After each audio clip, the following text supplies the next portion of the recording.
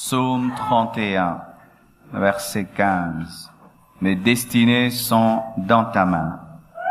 Délivre-moi de mes ennemis et de mes persécuteurs. Ce soir, je vais m'entretenir avec vous sur les ennemis de la destinée.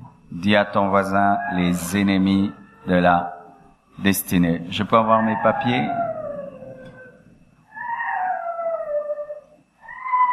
Ok, j'ai besoin de 10 choristes. Ils vont m'aider à prêcher aujourd'hui. 10 choristes.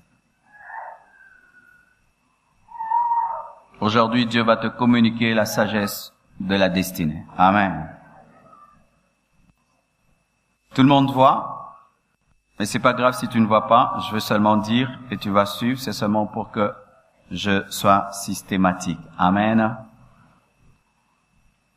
Nous voyons dans la parole de Dieu, lorsque David parle de sa destinée, disant que sa destinée était dans les mains de Dieu, il ajoute dans la deuxième partie, il dit « Délivre-moi de mes ennemis et de mes persécuteurs ».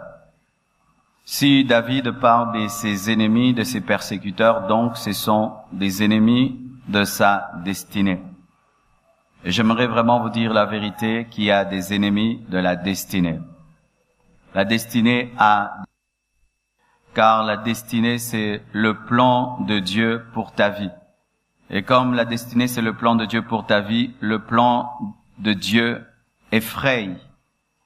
Le diable effraie les hommes charnels, effraie les agents des ténèbres. C'est pourquoi il y a des ennemis de la destinée.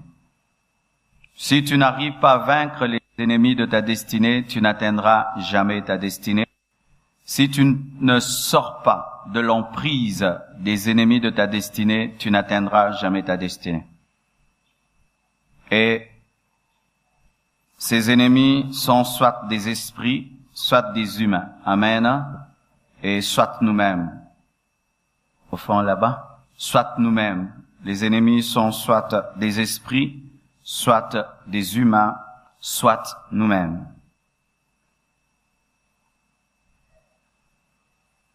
Souvent, ce sont les enfants qui pensent qu'ils n'ont pas d'ennemis. Ils sont dans une mauvaise innocence. Vous voyez l'innocence de Ève, elle est dans le jardin d'Éden, et pour elle, le serpent n'est pas un ennemi. Pour elle, c'est quelqu'un de normal. C'est un animal comme tous les autres. Mais le serpent n'était pas un animal comme tous les autres, c'était l'animal le plus rusé du jardin et le diable était entré dans cet animal pour détruire toute la destinée d'Adam et de Ève.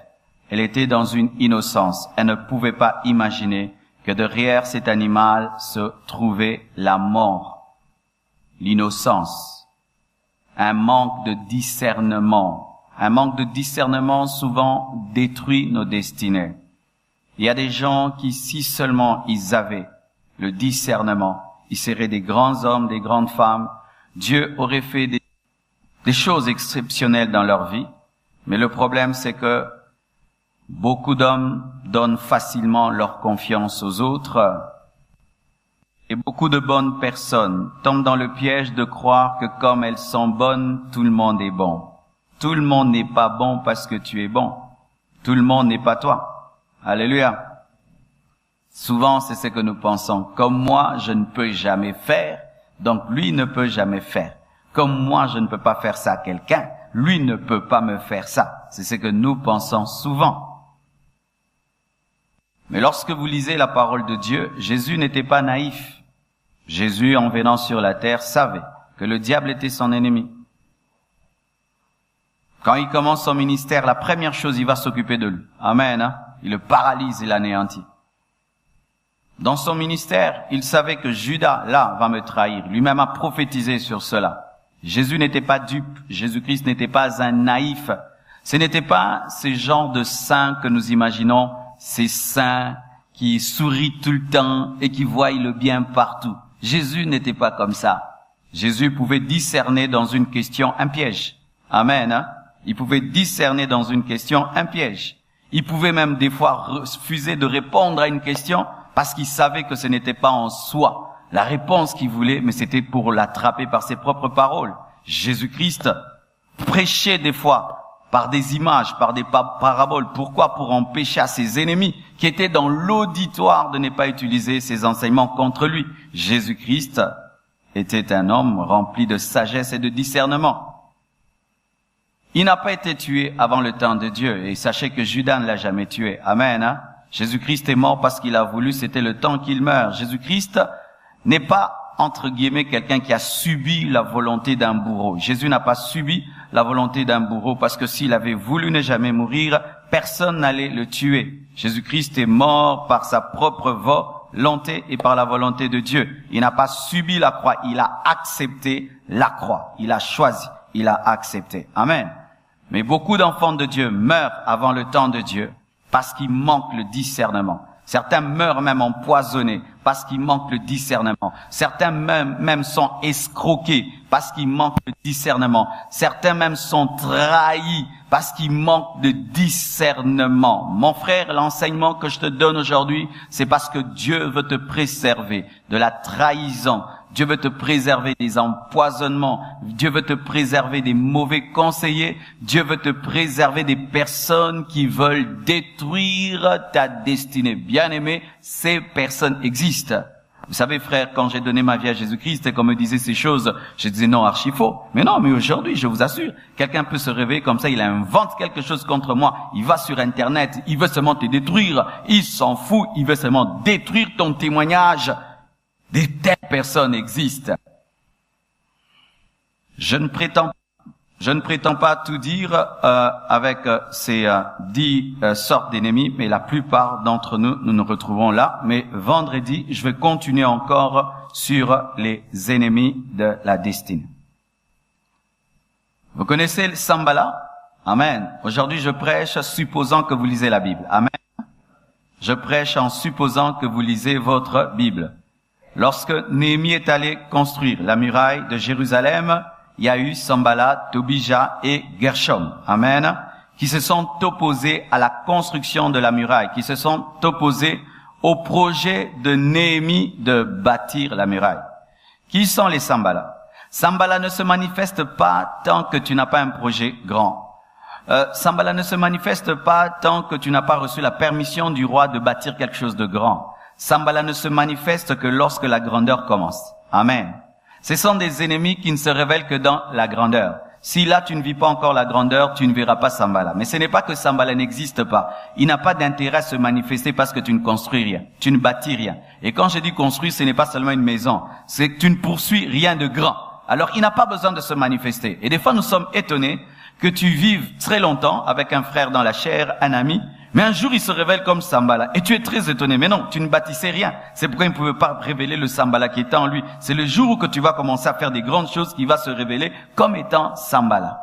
Alléluia. Sanballat. Sanballat est un type d'ennemi qui ne se révèle que lorsqu'on fait des grandes choses. Qui ne se révèle que lorsque tu es proche d'un projet. Que tu veux faire quelque chose d'important. Quelque chose qui va transformer ta vie. C'est lorsqu'il vient pour s'opposer. Et pourquoi Sanballat s'oppose? Sanballat s'oppose seulement parce qu'il est jaloux.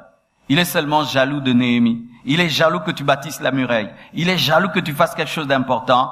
Et aussi, pourquoi Sanballat est un ennemi? Il est complexé. Il souffre d'un complexe, soit de supériorité, soit d'infériorité. Les personnes souvent complexées, qui ont un complexe de supériorité, n'acceptent pas que quelqu'un fasse plus qu'elle. Si seulement tu commences à faire quelque chose qui la dépasse, du coup, il devient un ennemi. Alléluia. Et d'autres, c'est un complexe d'infériorité. Et le complexe d'infériorité nous pousse toujours à attirer les autres vers les bas pour qu'ils nous ressemblent.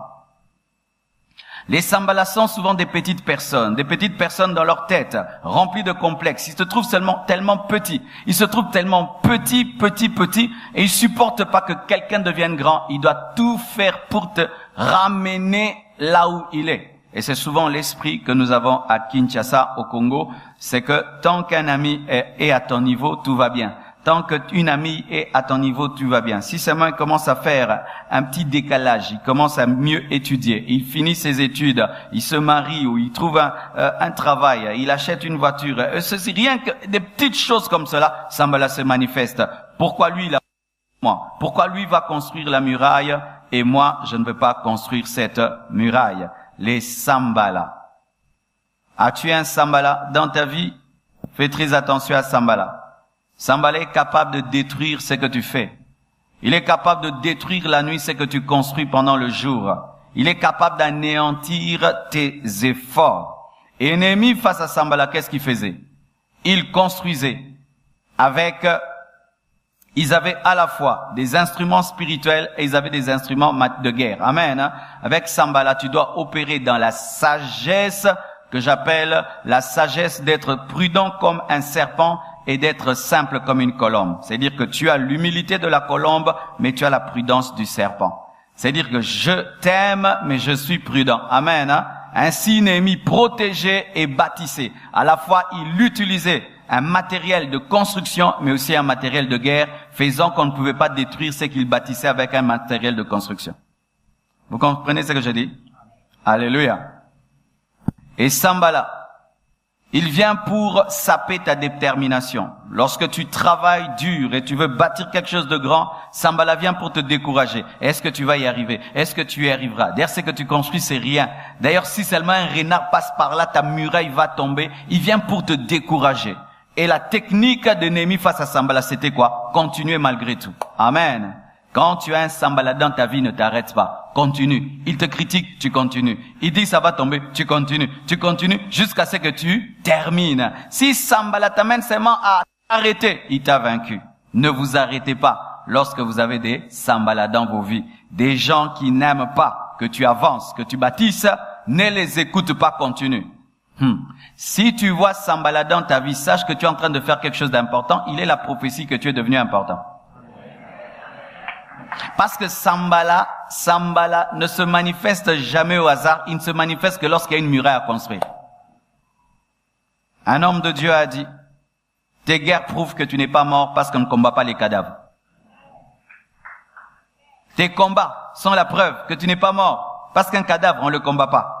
Lorsque quelqu'un meurt, on arrête. Le combat prend fin, on l'enterre. Et même un ennemi, quand tu meurs, il peut même devenir très gentil. Mais si tu sens, les gens sont sur toi tout le temps, tu es vivant, t'es pas mort. Ne t'arrête pas. C'est parmi les grands secrets dans la vie. N'aie jamais s'arrêter. Bien aimé, une fois j'ai étudié des gens qui ont un mauvais témoignage. J'ai étudié des gens qui vivent dans le péché et qui même dans leur ministère sont en train de commettre des scandales. Bizarrement, ils prêchent tous les jours. Il y a un, j'étais étonné, il est tous les jours à la télé. Il prêche. Mais dans toute la ville, on sait qu'il vit mal. Mais il continue à prêcher. Bien aimé, vous savez qu'il m'a inspiré. Il m'a inspiré positivement. J'ai dit, waouh! Comment ce monsieur, avec tout ce qu'on dit sur lui dans la ville, il a le courage de prêcher. Et puis, l'esprit m'a dit, à Kinshasa, tant que tu ne t'arrêtes pas, tu n'es pas mort. Alors il me dit, toi aussi, le jour que les gens vont t'attaquer, continue seulement. Et d'ailleurs, toi, tu as un bon témoignage. Alors, continue malgré ça. Bien aimés frères et sœurs, des fois dans la vie, quand je veux m'arrêter, je regarde un aventurier, il continue. Ah, moi aussi, je continue. Parce que c'est lui qui lui devait s'arrêter. Ah, et moi, je m'arrête pas. Je continue. Et qu'est-ce qui se passe souvent? 1 mois, 2 mois, tout le monde en parle. Après, les gens l'oublient. Et il continue. Ah, j'ai dit non, c'est une bonne technique. Ne t'arrête pas. Alléluia. Ne t'arrête pas. Une fois que tu t'arrêtes, c'est alors que tu meurs. Ne vous arrêtez pas. Ne vous arrêtez pas. Les Haman. Alors, Haman était un homme élevé. Mais tout le monde se prosternait devant lui, sauf un homme qui s'appelait Mardochée. Mardochée était une sentinelle, mais une sentinelle qui avait un dieu, le dieu des Hébreux. Alors Mardochée refusait de se prosterner devant Haman et Haman a décidé de tuer Mardochée. Pourquoi? Parce qu'il était différent. Les Haman se révèlent seulement quand tu es différent. Tout le monde va à droite, toi tu vas à gauche, il devient ton ennemi. Pourquoi tu ne fais pas comme tout le monde? Pourquoi tu ne parles pas comme tout le monde? Il te hait pourquoi? Parce que tu es particulier. Les Haman n'aiment pas la particularité.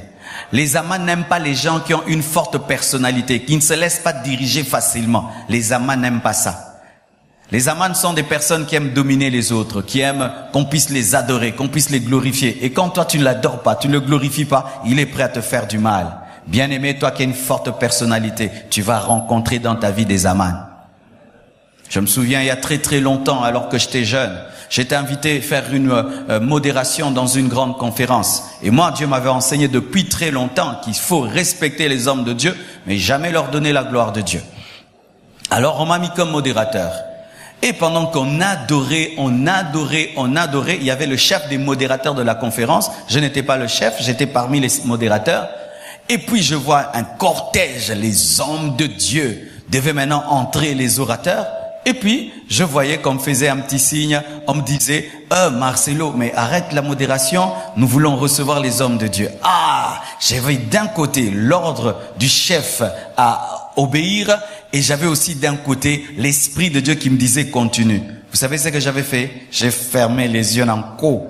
J'ai continué à chanter, il est Seigneur. Et j'ouvrais mon petit œil comme ça pour vérifier. Et je sentais que le chef était en colère. Mais les hommes de Dieu sont là. Oui, les hommes de Dieu sont là. Mais leur Dieu était déjà là. Moi, je suis pas venu d'abord pour eux. Je suis venu pour Dieu. Et puis ils attendaient que j'arrête. Je n'arrêtais pas. Et malgré eux, ils sont entrés. Et j'ai vu le chef de la conférence en colère. Il est entré. Il me regardait d'un mauvais. Moi aussi, je l'ai regardé. Au même rêve. Alléluia. J'ai fini ma modération. Je suis rentré à pied à la maison. Gloire à Dieu. Toi qui as une forte personnalité, quand ton non c'est non, ton oui c'est oui, tu vas rencontrer Aman.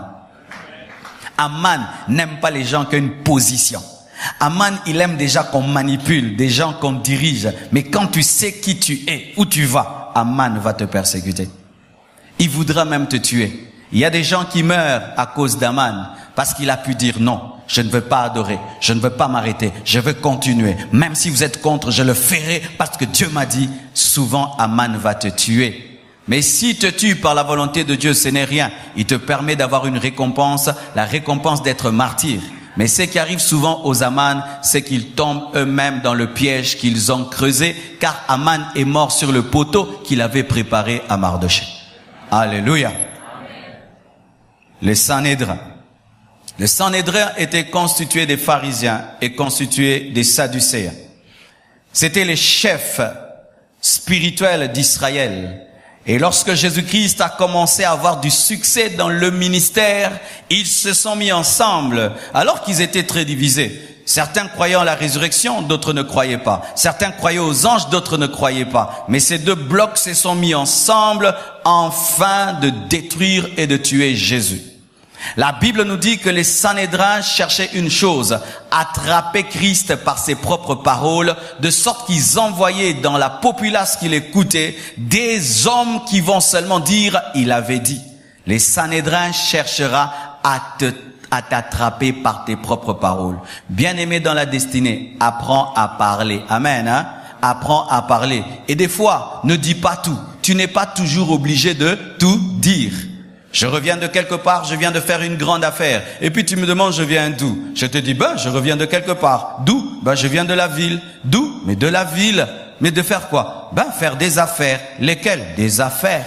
Je suis pas obligé de te dire ma vie, t'es pas mon père ni ma mère. Même mon père et ma mère ne me demandent pas tout. Pourquoi tu dis tout à tout le monde, bien-aimé? Pourquoi tu dis tout à tout le monde? Et pourquoi tu précises tout à tout le monde? Jésus parlait en parabole à la foule, mais c'est aux disciples qu'il expliquait.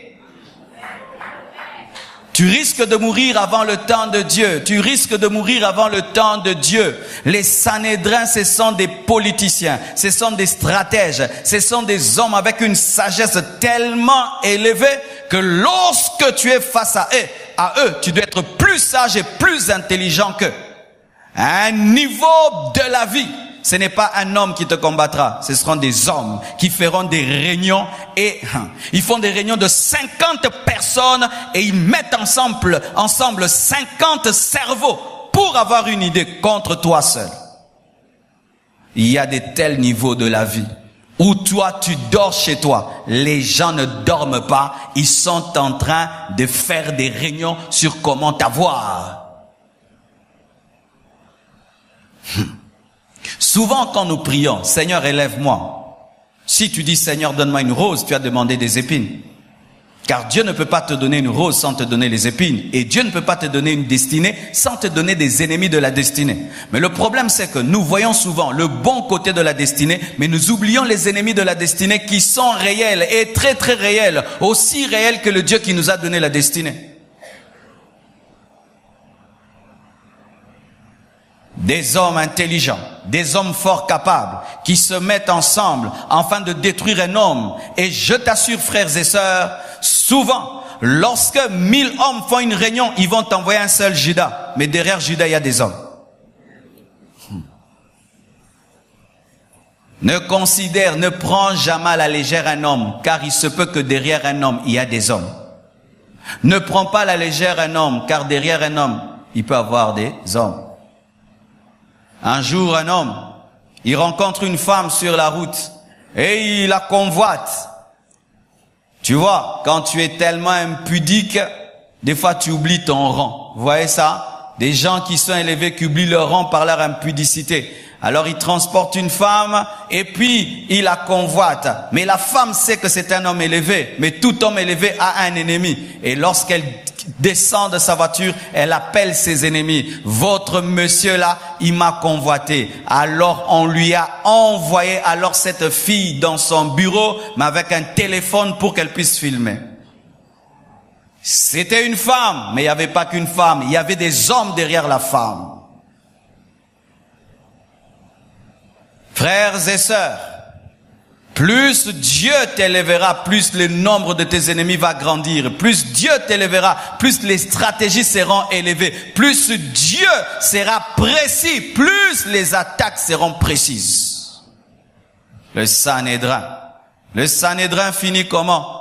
Si tu es avec Dieu, ils seront confondus, car tout le mal qu'ils vont te faire, Dieu va le changer en bien. Ils ont crucifié Jésus, mais Jésus est mort, il est ressuscité, et il a reçu le nom qui est élevé au-dessus de tout autre nom. Alléluia! Face au Sanhédrin, il faut avoir Dieu. Si tu n'as pas Dieu, le Sanhédrin va t'anéantir. Les Judas. Judas, qui était-il? Judas était l'un des disciples de Jésus-Christ et à qui Jésus avait confié la caisse. Sachez qu'on ne confie pas la caisse à n'importe qui, on confie la caisse à quelqu'un de confiance. Et Jésus-Christ n'avait pas confié la caisse à Judas pour le piéger, non. Il avait confié la caisse à Judas par confiance. Amen. Ce n'était pas pour le piéger, non. C'était parce qu'il avait confiance en lui. Et Judas, la Bible nous dit qu'il touchait à la caisse, il touchait à la caisse jusqu'à ce que ce qu'il touchait à la caisse ne suffisait plus, il voulait plus et il a vendu le propriétaire de la caisse. Alléluia. Bien-aimés, qui sont les Judas? Les Judas, ce sont les personnes qui utilisent ta confiance pour te détruire. Ce sont des personnes de confiance. Et la plupart des grands leaders sont morts à cause des Judas. Jamais on ne viendra prendre quelqu'un à qui tu n'as pas confiance pour t'anéantir et te détruire. Tellement que tu es élevé, tu as mis autour de toi une barrière, de sorte que personne ne peut entrer si tu ne le connais. C'est pourquoi lorsque le diable cherchera à te détruire, il cherchera quelqu'un en qui tu as confiance, ton ami, celui que tu dis mon pire, Yendengai, ce sera lui. Judas, c'est les personnes en qui on donne la confiance, mais qui utilisent cette confiance contre nous. Et si tu es avec Dieu, Judas aussi ne te fera rien. Car s'il te vend et on te crucifie, il te permet aussi de ressusciter. Car le crucifié ne peut se livrer lui-même, il faut qu'on le livre. Et tu as besoin de Judas pour être livré. Alléluia. Toute chose concourt au bien de ceux qui aiment Dieu. Amen. Mais si tu aimes Dieu, si tu aimes Dieu, toute chose va concourir à ton bien. Mais si tu ne l'aimes pas, Judas va te détruire. Amen. Les Judas, ils ont arrêté la vie de beaucoup de gens. Ils ont détruit la vie de beaucoup de gens. Des fois, j'arrive à certains endroits et puis Dieu me dit ne bois pas. D'autres endroits, Dieu te dit de boire. Et des fois, on me pose la question, mais pourquoi tu ne bois pas? Et puis je réponds au pasteur, pasteur, toi je te connais, je connais pas tes protocolaires. Mais oui. Pasteur, je te connais, mais tes protocolaires, je les connais pas. pasteur, toi, j'ai confiance en toi. Mais en tes protocolaires, j'ai pas confiance. Mais comment? Ben oui. Est-ce que l'eau là que tu me donnes, c'est venu de chez toi à la maison? Non. C'était où? C'était seulement là. Donc, ta protocolaire là que je ne connais pas là, donc elle peut me servir comme je veux. Non, non, non, non. Si l'Esprit de Dieu me dit de boire, je bois. S'il me dit pas, je bois pas. Je ne la connais pas. Mais si je viens chez toi, à mon ami pasteur que je connais, je bois comme je veux. Mais si je vais à l'église, il faut que l'Esprit me dise. Amen. Amen. C'est pourquoi même, si tu offres quelque chose à un inconnu, refuse de boire, laisse-le tranquille, il ne te connaît pas. Si tu offres quelque chose à quelqu'un qui ne te connaît pas, il refuse, laisse-le tranquille, il a raison. N'est-ce pas que toi aussi, des fois, tu refuses? Pourquoi un tour à mon faut ça, la karayayo boya? Vous connaissez ces gens qui ne boivent chez personne, mais veulent que tout le monde boive chez eux? Vous les connaissez, hein? Chez lui, tu dois boire. Si tu ne bois pas, il le prend mal. Mais lui, il boit chez personne, il mange chez personne. Non. Si toi, tu discernes, discernons tous. Mais oui, je connais des gens comme ça. La première chose, bois, mange, bois. Mais lui, non, j'ai pas faim, j'ai pas soif, je jeûne, j'ai pas faim, je jeûne. Ah, donc toi, tu as le monopole de discerner, mais nous, il faut toujours qu'on fasse. Alléluia. Frère, sœur, lorsqu'un homme que tu ne connais pas veut te détruire, il cherchera un homme que tu connais. Par qui? Il t'aura parce que tu auras confiance en celui en qui tu as confiance pour être détruit par celui que tu n'as pas. C'est pourquoi choisissez bien vos amis. Et à un niveau de la vie, il faut réduire même les hommes de confiance. Il faut réduire. La Bible dit celui qui a trop d'amis les a pour sa perte. Amen. Évitez ces choses. Mon ami, mon ami, mon ami, mon ami, mon ami. Non, c'est mon ami. Au Koufa. Connaissance. Camarade de classe, ami, moko. Mi balé, tosuki. Mais à tout le monde. Mon pote. Oui. L'amitié sur Facebook, ce n'est pas l'amitié véritable. Parce qu'on a des amis sur Facebook. Oh, écoute, tu y étais. Amen, hein. 5000 amis, mais tu ne les connais pas. Mais il y a des gens qui vivent dans la vie comme s'ils étaient sur Facebook. Mon ami, j'aime. Abonné, j'aime.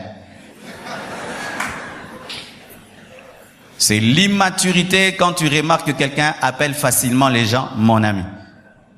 C'est de l'immaturité. Parce que ami, ça veut dire beaucoup. Amen.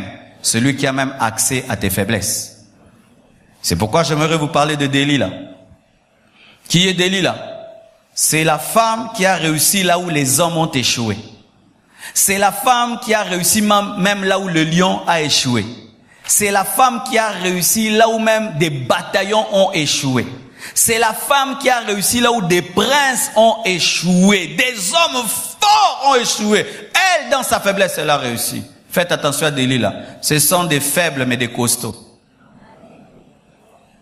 Ce sont des ennemis qui ont une apparence de faiblesse mais qui ont une plus grande force que les gens qui ont la force. Les Delilah. Les Delilah, ce sont des personnes qu'on aime mais qui cherchent à découvrir notre point faible pour nous détruire.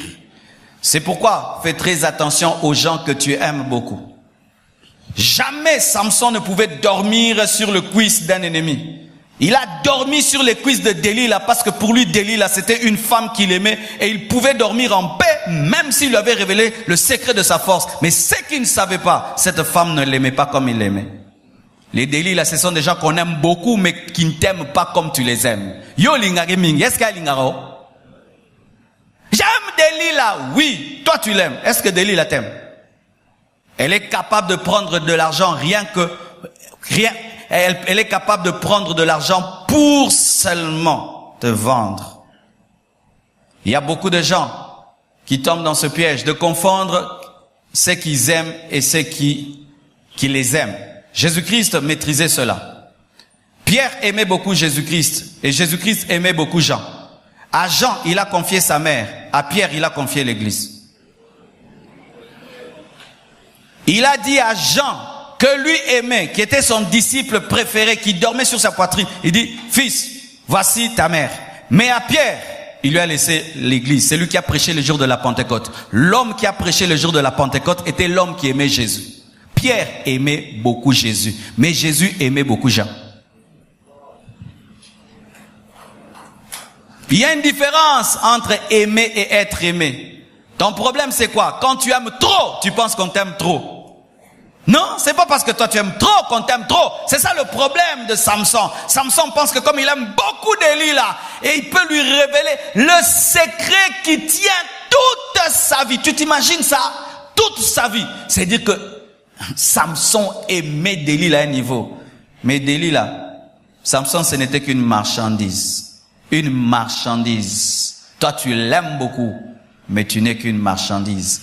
Elle coupe ses cheveux et devant elle, on crève les yeux de l'homme qu'elle aime. La Bible ne nous dit pas qu'elle a pleuré, qu'elle était mal à l'aise. Peut-être dans les films, mais dans la Bible, on ne nous montre pas. Elle était là lorsque Samson était ridiculisé. Elle était là.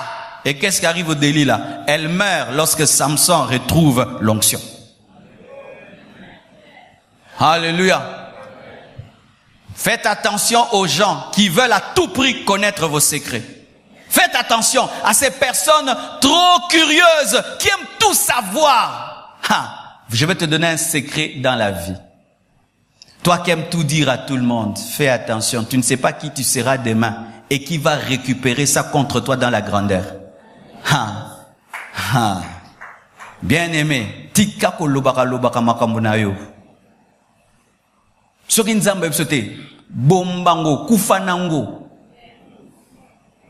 Parce qu'il y a des gens, quand ils sont jaloux de ton présent, ils te ramènent dans ton passé des choses que tu as confessées. Il y a des gens comme ça. C'est pourquoi j'aimerais même dire ici, vous qui encadrez les gens, vous savez, vous pouvez encadrer quelqu'un, demain devient plus grand que vous. N'allez pas par jalousie révéler maintenant, c'est cure d'âme. Oui. Alors moi je l'avais délivré, c'est ça maintenant. Marcelo, non, on avait pris pour sa délivrance. Moi je l'avais baptisé. Marcelo, moi je l'avais formé. Il fallait le dire quand j'étais rien. Fais attention mon frère, toi qui dis tout aux gens. Fais très attention, fais très attention. Demain tu deviens un grand homme, c'est ce qu'ils vont prendre. N'est-ce pas que vous étudiez ces derniers temps ce qui se passe en France, n'est-ce pas? Avec celui qui voulait devenir président, Zongxie n'a passé Betty présent. Comment on est nani? Nathan comment t'es? Ben puis mais le visa pas. C'était une parenthèse. Amen. Le passé. Faites attention à ces personnes. Je préfère des gens, l'esprit te dit va dire, c'est bon. Mais pas des personnes qui aiment tout le temps creuser, connaître les choses sur les autres. Et tu vas remarquer, Yosef c'est belé, il y a le belé rotin. Alors faut faire ceci avec les gens qui aiment connaître trop de choses sur les gens. Avant que je dise, toi aussi dis d'abord. Comme ça, j'ai une arme contre toi, moi aussi j'en ai. Comme ça, tu sors, moi aussi je sors. Tu vas voir, il va s'en aller. Donnant. Tu me donnes ton secret, je te donne le mien. Et pas question de lui donner un grand secret, te donner un tout petit, non, grand.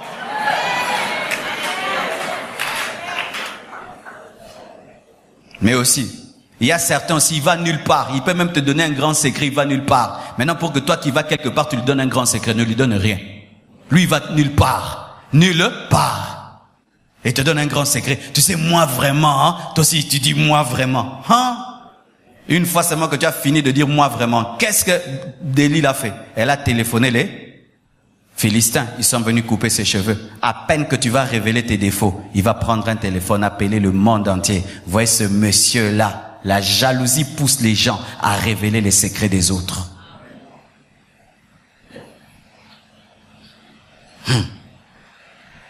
Écoutez mes frères, mes sœurs. J'ai un problème aujourd'hui. J'ai trop de choses au même moment. Alors Voici mes frères. Ce n'est pas parce que vous êtes en train de causer et que vous n'avez plus rien à dire qu'il faut dire des choses. S'il n'y a plus rien à dire, lève-toi, rentre à la maison. Tu vas dire des choses que tu vas regretter. Amen. Parce que nous commençons à révéler des choses qui vont nous détruire lorsqu'il n'y a plus rien à dire.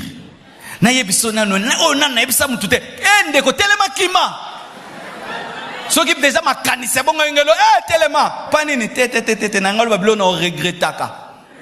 Et tu sais que une fois que tu as dit, c'est fini. Tu vas l'appeler, oublie tout ce que j'ai dit. Il va pas devenir amnésique Encore. Vous aussi qui aimez trop écouter, faites attention, on n'écoute pas tout, car certains secrets peuvent te tuer. Car si tu connais les secrets de certaines personnes, ces personnes peuvent te tuer. C'est pourquoi des fois, évitez de connaître des choses. Parce que si Delilah n'avait pas entendu, elle serait vivante. Pourquoi Delilah est morte? Parce qu'elle a su que Samson, si on coupe ses cheveux, il perdra l'onction. Ainsi, elle a su, après elle est morte. Tant qu'elle ne savait pas, elle était vivante. Moi, il y a des fois déjà...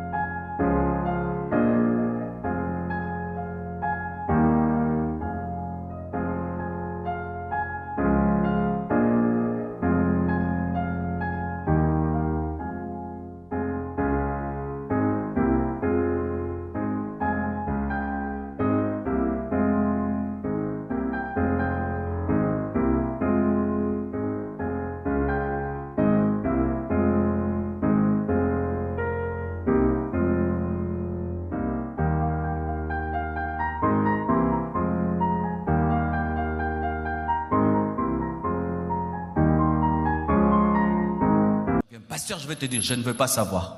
Je ne veux pas savoir. Pourquoi? Tu veux tout me dire? Et si dans tout ce que tu vas me dire, il y a des personnes très méchantes, si elles savent que je sais, elles peuvent me faire du mal. Je ne veux pas savoir. Laisse-moi tranquille. Ne cherchez pas à tout savoir dans la vie. Quelqu'un vient ici et puis commence à me dire, oh, moi j'ai fait ça avec tel, avec tel, avec tel. Des autorités dedans, des personnes méchantes dedans. Et maintenant on va dire à ces personnes, vous savez là, Marcelo sait ceci, cela, cela. Tu me mets en danger. Laisse-moi tranquille. Oh, donne-moi la main, je vais parler. Oui, il faut pas tout me dire, oh pasteur, j'étais sorti avec tel. Non, dis seulement je suis tombé dans l'impudicité. C'est l'impudicité. Ne me donne pas des détails. Ne me dites pas tout. Et ne cherchez pas tout savoir.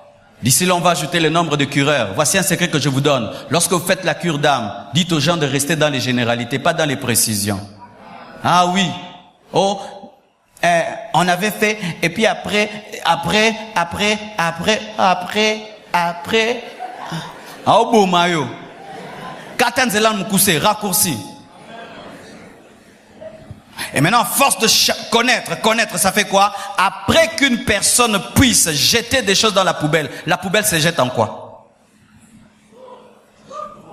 Il y a sanzelio ba salité na yo. Yosko sanzia ngwepanan. Ah, koyeba.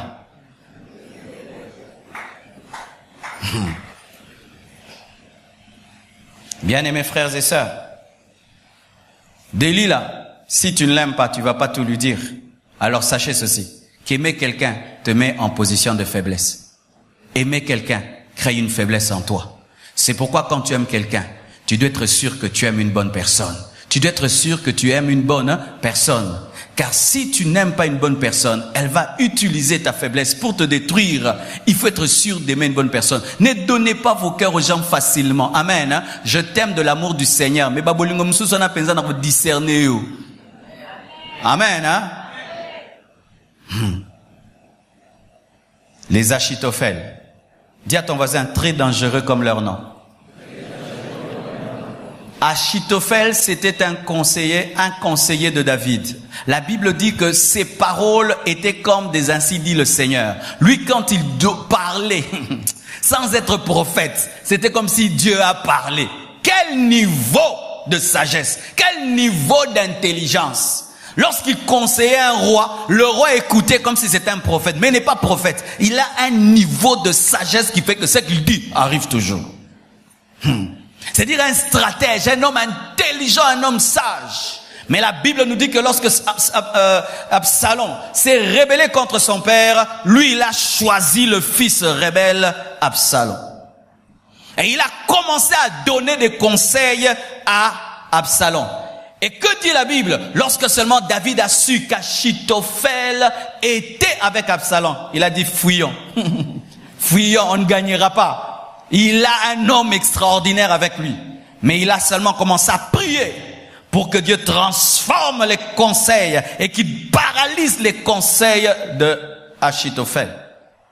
Achitophel, c'est un homme qui te donne des bons mauvais conseils. Dis bons mauvais conseils.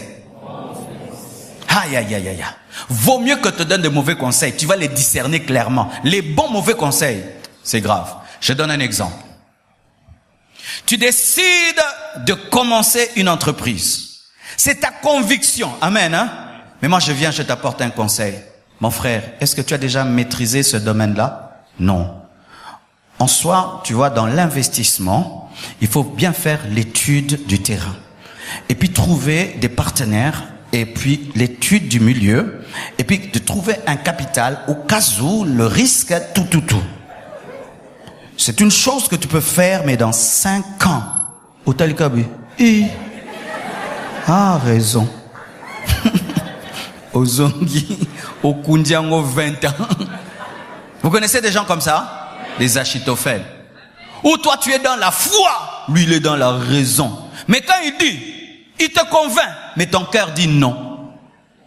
Achitophèle, c'est quelqu'un qui est dans ta vie. Il te donne des bons conseils, mais ces bons conseils ne te profitent en rien. Ce sont des conseils qui sont en l'encontre de ta destinée. C'est-à-dire que toi dans ta folie tu es avec Dieu, mais lui dans sa sagesse il est sans Dieu. Faut comprendre bien, hein? Alléluia. C'est-à-dire, quand tu as des convictions, tu veux faire, ça marche. Mais lui, quand il te donne les conseils, ça marche pas. Faites l'évaluation de tous les conseils que vous avez reçus et ça vous a amené où? Il se peut que c'est Achitophel qui est votre conseil.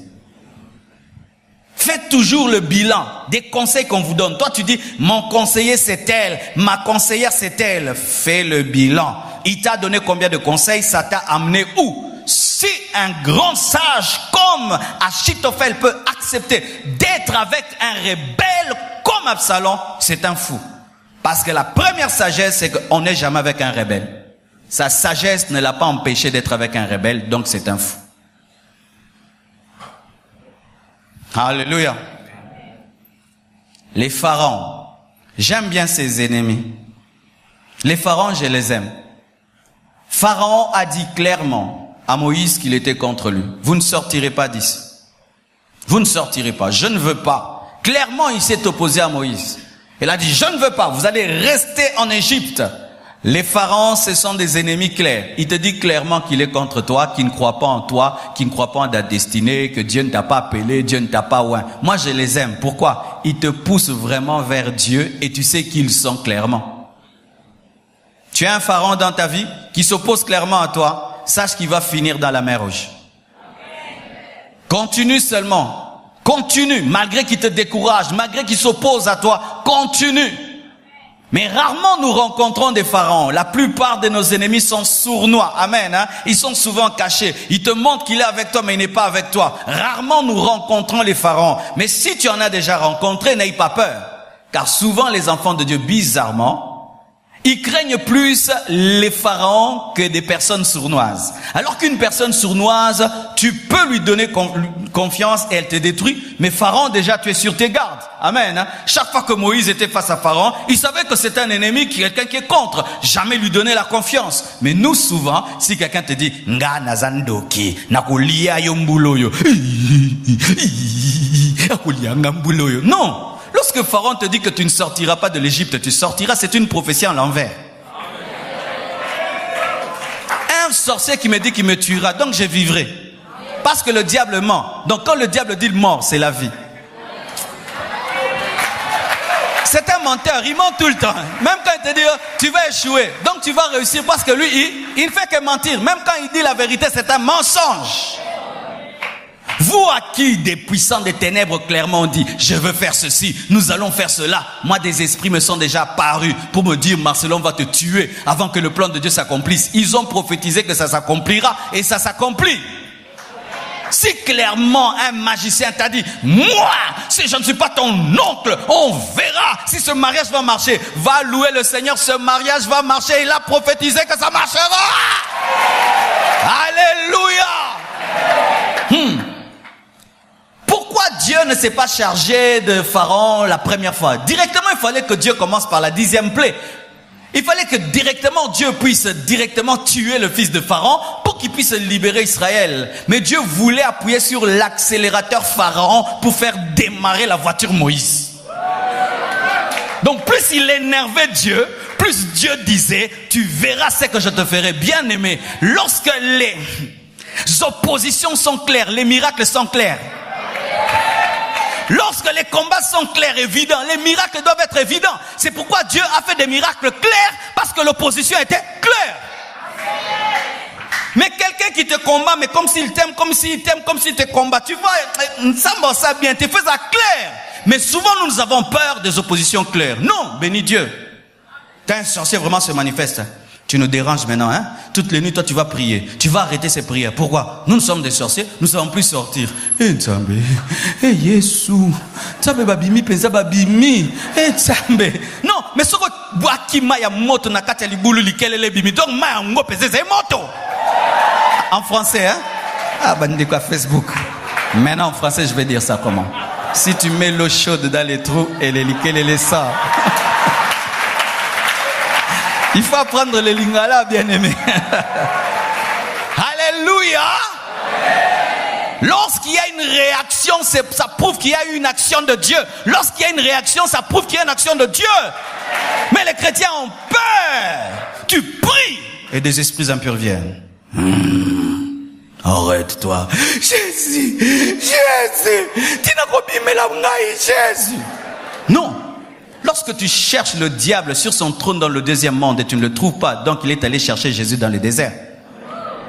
Parce qu'il ne se déplace pas pour rien. Et lorsqu'une principauté t'apparaît, donc tu es devenu très important. Parce qu'ils apparaissent pas n'importe qui.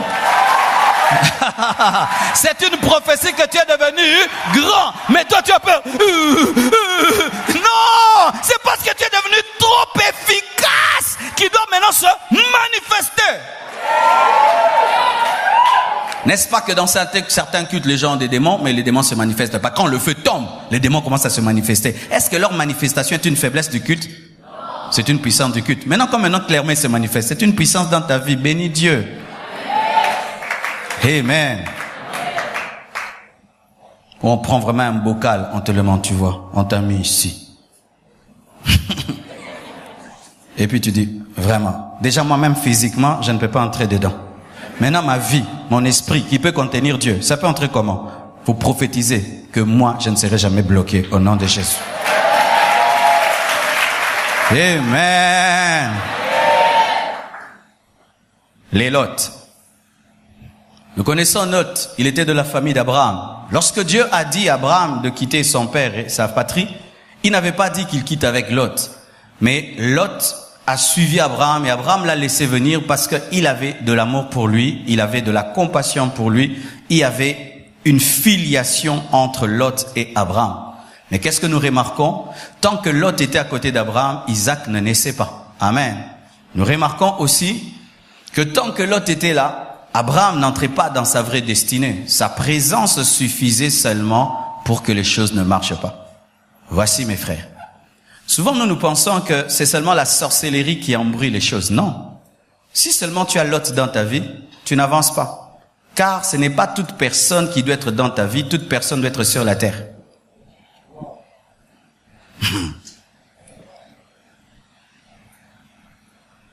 Tu ouvres un restaurant et tu prends quelqu'un qui n'est pas lavé, qui sent très mauvais et tu le mets dans ton restaurant comme serveur. Est-ce que ça va avancer? Est-ce qu'il est sorcier? Mais tu as mis Lot. Alors même si c'est Lot-là est ton oncle, chasse-le. Parce qu'il refuse de se laver.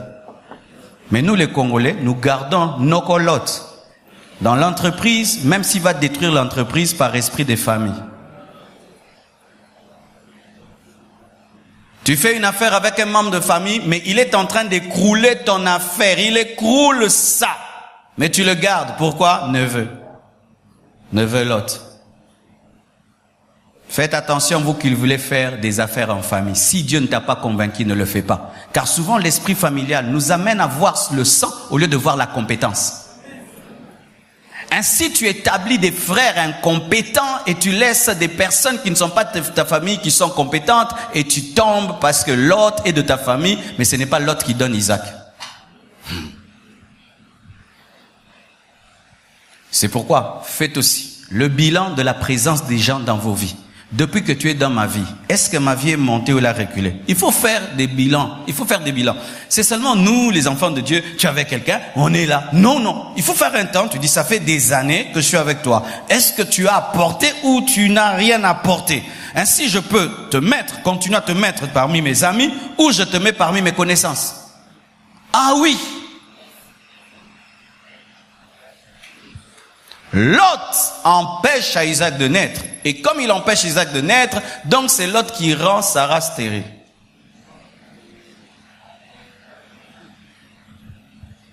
Voilà encore. Comment Abraham s'est séparé de Lot? C'est pas lui en soi.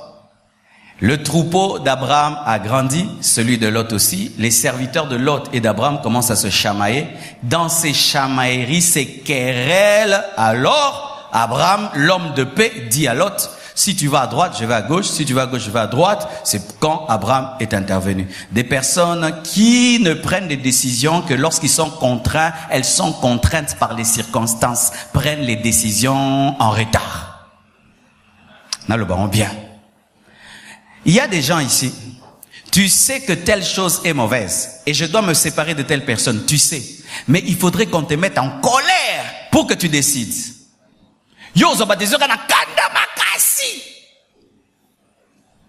Alors, qu'est-ce que Dieu va faire? Il va t'aider. Il va faire qu'il y ait des problèmes entre tes serviteurs et ceux de l'autre, comme ça tu décideras. Mais sache souvent que les personnes qui apprennent par les circonstances gardent les traces, mais ceux qui apprennent par la parole n'ont pas de traces. Si pour que tu entendes Dieu, il faut qu'une douleur vienne, tu auras des traces des douleurs. Mais si tu entends quand Dieu parle, tu n'as pas de traces. C'est ainsi que les gens, pour chaque bonne décision de leur vie, il y a une trace. Alors si tu as pris 10 bonnes décisions, 10 traces. Il fallait pas qu'ils sont dans nos cellules, nos traces, traces. Yo kaka mlimte. Il faut pas même na suka. Na comme na suka. Na osuki singa penzo suki singa. Vous comprenez ce que je dis? Fais attention aux sentiments. Alléluia. Dieu t'a parlé seul. Il ne t'a pas dit prends Lot. Il t'a dit va. Et qu'est-ce qui est arrivé à Lot? Il a fini où? À Sodome et Gomorrhe. Imaginez que cet homme vraiment était un problématique. Voyez. Que dit la Bible? Que lorsqu'il était avec Abraham, son troupeau est devenu grand et celui d'Abraham aussi est devenu grand de sorte qu'ils se sont chamaillés. D'accord? Donc il était devenu riche et aussi Abraham riche. Et quand ils se séparent, Lot, à qui Dieu n'a même pas parlé, il choisit mieux qu'Abraham. Colovision. Maponi colovision. Lui choisit la plaine. Au lieu de dire non, moi je l'ai suivi, je prends les mauvaises choses, toi prends les bonnes choses. Il était tellement égoïste que même dans la vision de l'autre, il prend les bonnes choses. Et maintenant lui il choisit la verdure, la plaine, mais il finit où? En Sodome et Gomorrhe. Preuve que Dieu n'était pas avec lui, il était avec Abraham, car celui qui est resté est devenu plus grand que celui qui a reçu les bonnes choses, et celui qui est resté, qui avait reçu les moindres de choses, a délivré celui qui s'est retrouvé à Sodome et Gomorrhe. Mais voilà maintenant le Lot qui sort de Sodome et Gomorrhe, c'est un riche. Celui qui les libère, il est riche. Oui, c'est lui qui avait Dieu.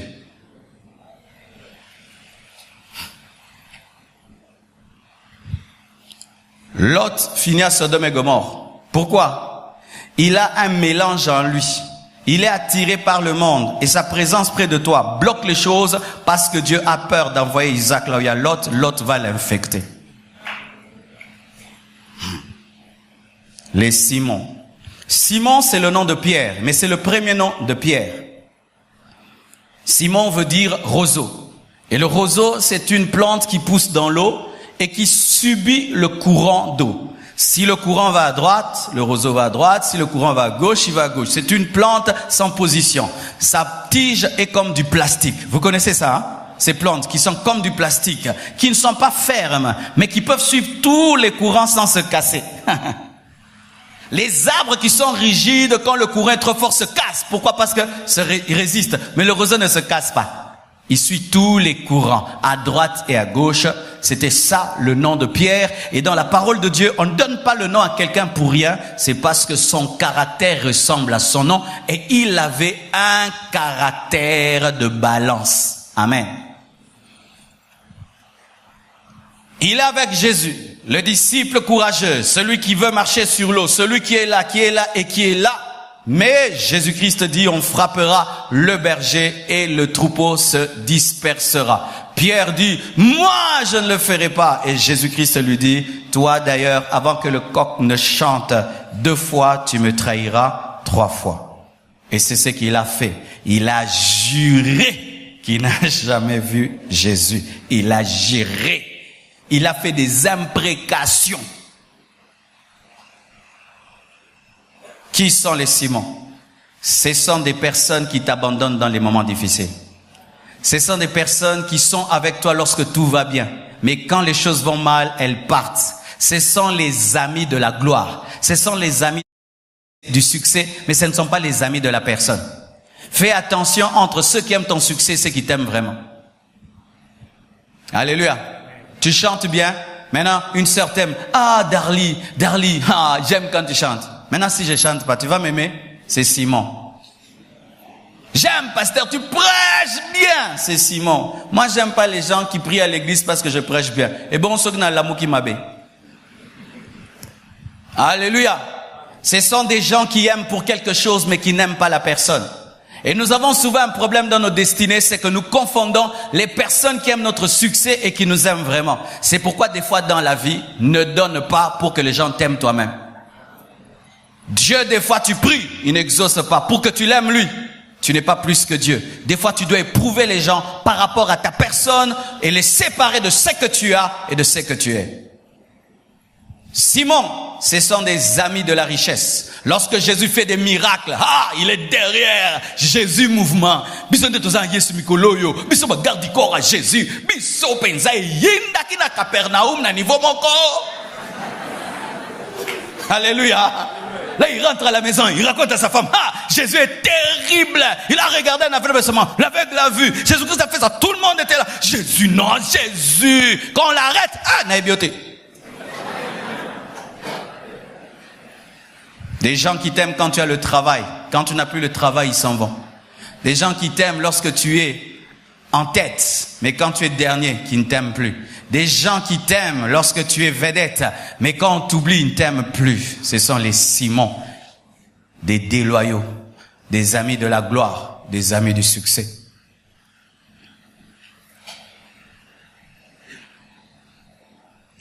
Un temps dans ma vie,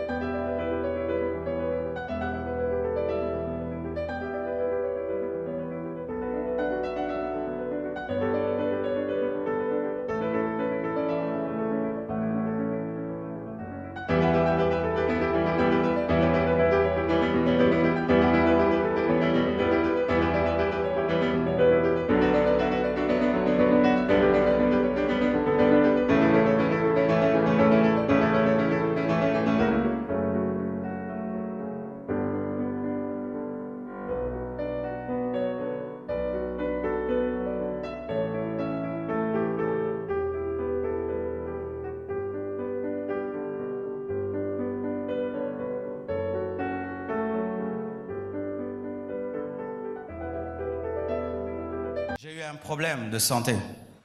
Et pendant 6 mois, je ne prêchais plus. Mais vous savez, j'avais vécu des choses, c'était grave. Pendant 6 mois, je ne prêchais pas. Et j'invitais les gens à prêcher. Et des fois, j'étais dans mon bureau. Il faut voir, tu es au bureau là. Les fidèles te frappent au bureau. Coco, oui, ma fille. Il dit, pasteur, je cherche le prophète là. Ah, il est là. À l'équipe, ils avaient, waouh. Oui, mon frère. Oui, non, je cherche l'homme de Dieu là qui avait prêché. Waouh. Oui, mon frère, je cherche celui qui avait prêché hier. Waouh. Je dis, je suis vivant. Il m'oublie déjà. Et si je mourais? Ah, on a besoin de décision. On a besoin de décision, on a besoin de décision. On a besoin de décision. Si tu trouves que tu es entouré de ciment, fuis. Pour qu'ils deviennent des pierres.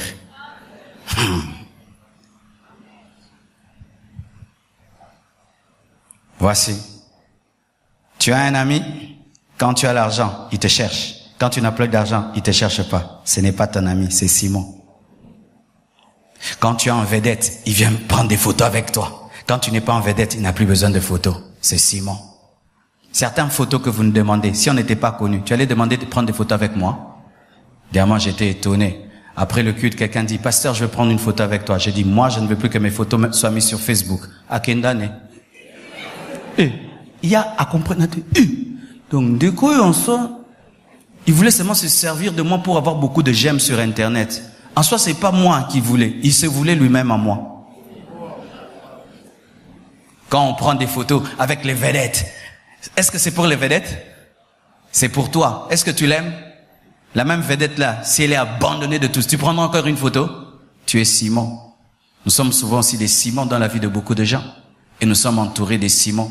Des gens qui nous aiment pour ce que nous sommes devenus, pour ce que nous représentons, mais qui nous aiment pas vraiment. Les vrais amis restent au bas de la croix quand tu es nu. C'est pourquoi Marie de Magdala aimait Jésus. Jésus ne faisait plus de miracles. Elle est allée chercher son corps. Elle appelait Seigneur malgré qu'il était mort. Mais les apôtres avaient fui. Votre famille, vous aviez beaucoup d'argent. Tu vois comment les gens venaient tous les jours chez vous, voir ton père, voir ta mère. Mais tu vois comment ils ont fui. Tu vois, depuis que ton père est mort, comment les gens ne viennent plus chez vous. C'était des Simons.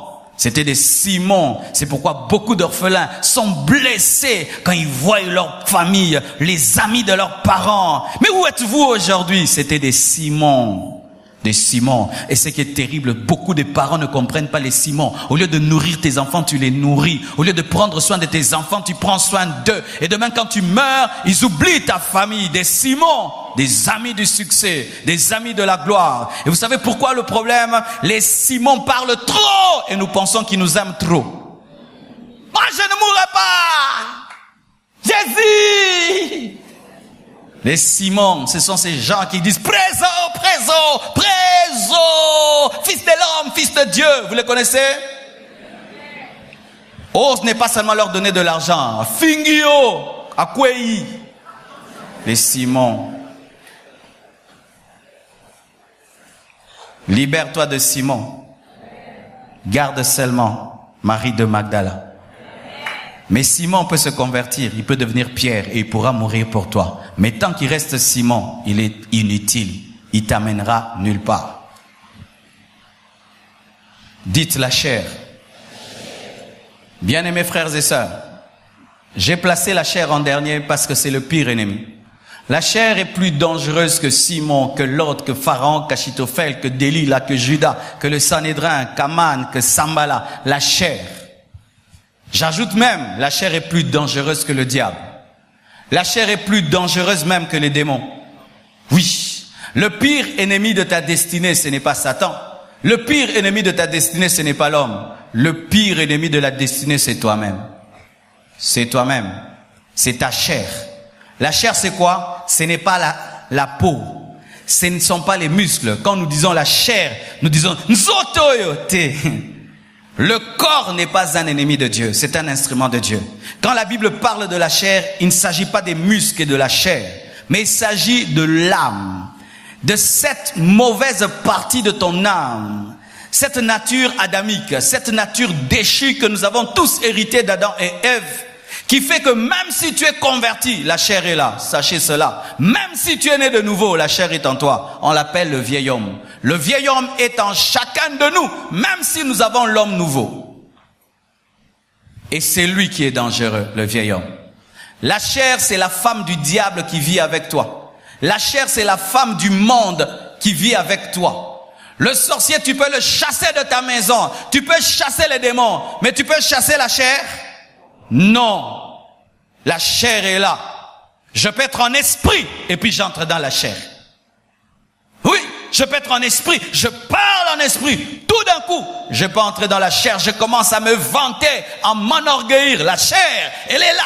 Pendant que tu es sous l'onction, la chair est là. Et souvent nous sommes durs avec les autres, mais nous sommes compréhensifs avec nous-mêmes. Alors que le plus grand danger vient du dedans et pas du dehors. Tous ces gens sont venus dans la vie de Jésus, il les a tous vaincus. Pourquoi? Ils n'avaient pas la chair. Jésus n'avait pas la nature adamique. Jésus-Christ n'avait pas la chair dans le sens, pas des muscles, mais il n'avait pas une âme qui avait une tendance vers le péché. C'est pourquoi il n'a jamais péché.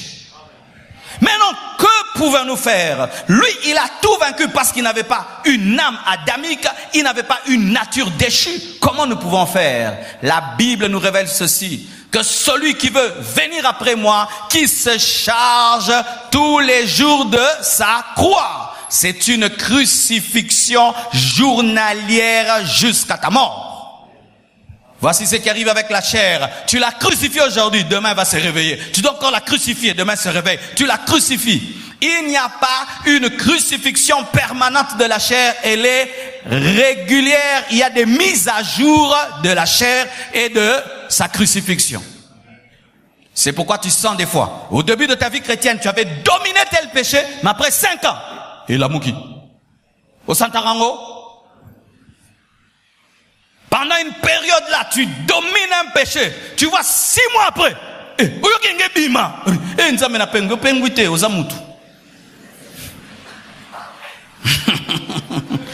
c'est parmi les choses qui m'avaient étonné quand je m'étais converti. Quand je m'étais converti, bien aimé, je sentais comme une boule de feu dans mon cœur. Je sentais comme si je planais, j'étais dans les nuages. Et je disais, oh vraiment, Saint-Marcelo. Un jour, oh, tu sens des choses. Tu dis, un pengu, Saint-Esprit, oh Yesu natikio. Il dit non, je suis là. Mais comment tu peux être là? Mais je sens aussi ça. Elle dit, ouais, c'est dans la Bible. Tu dois crucifier cette mauvaise partie. Comment je peux la crucifier? Je dois monter sur la croix? Non, tu dois te considérer comme mort avec moi. Comment? Oui, aïe aïe aïe. Le salut est dans la considération. Ça va, je vais te donner un grand secret, mais tellement facile que ce sera dur que tu croies. Tu sais, si je te dis là, derrière toi, il y a un diamant d'1 milliard de dollars, tu vas pas croire. Pourquoi? C'est trop grand et trop facile. Pareil aussi. Voici comment on arrive à vaincre la chair. Tu dois te considérer comme mort avec Christ quand il mourait. Que quand il mourait, toi aussi tu mourrais avec lui. Et tu étais en lui quand il mourait. Et ta chair en lui était crucifiée. Tu dois te compter comme mort avec Christ par la foi. Et si tu le crois, ça entre en toi. Et chaque jour de ta vie, tu dois te compter comme étant mort avec Christ et tu seras mort avec Christ. Car la vie chrétienne, c'est la foi, avant d'être la discipline. Pour avoir la discipline, il faut avoir la vie de Dieu qui te discipline et la vie de Dieu te donnée par la croix. Je vais expliquer un peu. Voilà. Tu vois, par exemple, si tu étais impudique, tu cherches à vaincre l'impudicité par toi-même. Voici le problème que tu auras. Tu regardes une femme. Eh Seigneur, eh Seigneur, eh Seigneur, eh Seigneur, eh Makanissé, eh Nzambe, eh Seigneur, eh Seigneur, Nzambe limisa, eh Seigneur, eh Seigneur. Pas si. Et il y a des gens, vous faites ça. Oh Dieu, oh Seigneur, oh Jésus, eh Jésus. Eh Jésus, ah Seigneur, eh Jésus. C'est pourquoi vous êtes très fâchés contre les sœurs qui s'habillent mal. Pasteur, il faut prêcher sur les habits. Il faut prêcher sur les habits. Oui, mon frère, je donne tous les jours de communiquer sur les habits. Mais le haut niveau n'est pas celui-là. C'est quand Christ mourait à la croix. Je crois qu'il y a 2000 ans, moi, Marcelo, j'étais aussi à la croix. Et je suis mort avec lui. Et j'ai été enseveli avec lui. Et je suis ressuscité avec lui. Mon ancienne vie est morte et j'ai maintenant une nouvelle vie. Je le crois. Et quand je le crois, la puissance de Dieu qu'il a ressuscité d'entre les morts entre aussi en moi. Et elle tue le vieil homme qui est en moi, c'est-à-dire le crucifie, mais donne une puissance pour le tenir. C'est ça, une puissance pour le tenir. Et ainsi, des fois, je peux oublier même que tu es une sœur. Amen, hein? Ah oui, bah frère. Nous, on faisait des retraites, hein. On entre en jeûne, des sœurs par ici, des frères par là-bas. On prie. Tu oublies même. Tu oublies. Il faut oublier. Azaser. Oui. Yo mona bangwernyos.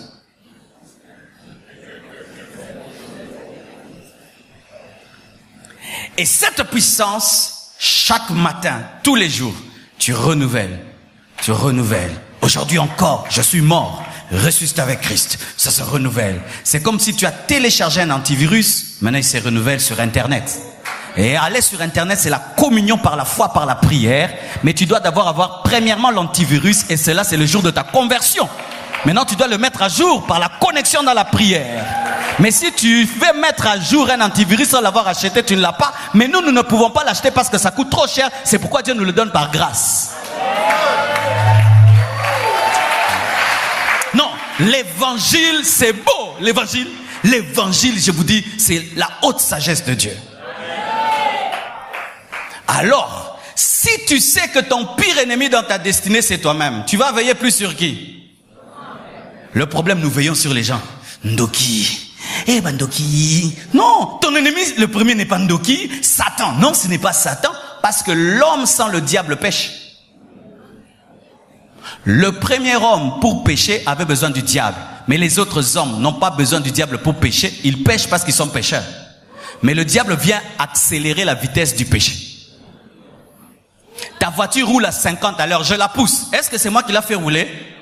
Le diable te trouve pécheur. C'est pourquoi il n'y a pas l'école de l'orgueil. Banababo Tamara, le lend.